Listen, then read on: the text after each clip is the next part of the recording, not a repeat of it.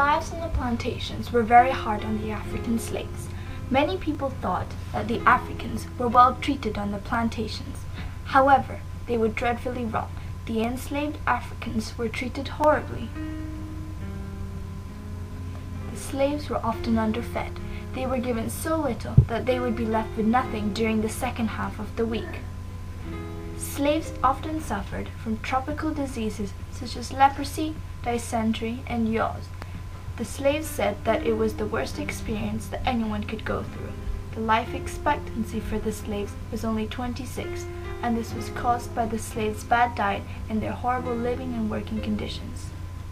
40% of the Africans who arrived at the plantations would die in the first year.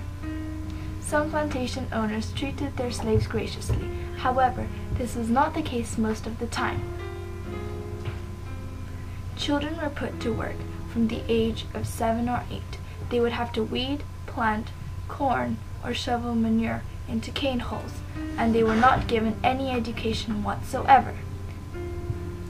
Adults would start working from between 5 and 7 a.m. and continue with meal breaks until 7 p.m. and usually 6 days, 4 more hours than we do today. The slaves were even punished harshly. If a slave were to run away for 30 days or more, the punishment would be death. Yet the plantation owner would only be fined 15.12 pounds. Lashes were distributed for bad work, and slaves who ran away for less than 30 days could be given over 100 lashes, and they were sometimes branded on the face or had an ear nailed to a post. Even worse, new mothers would have to bring their babies to the fields, leaving them completely exposed by the scorching rays of the sun and pouring rain while they worked. These facts were produced by James Ramsay, an Anglican minister who had recently returned from the West Indies as a Navy doctor and minister on the West Indian island of St. Christopher's.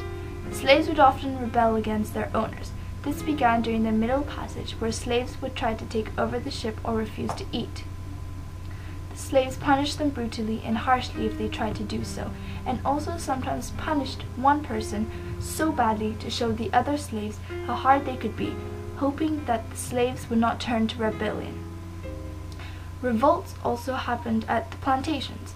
Many slaves would often try to cause mayhem as well in the plantations or run away together, but often these did not work so well, so they were punished. Slaves often ran into the depths of the forest where they would be harder to get caught. These people were called Maroons, and today, Black Indians.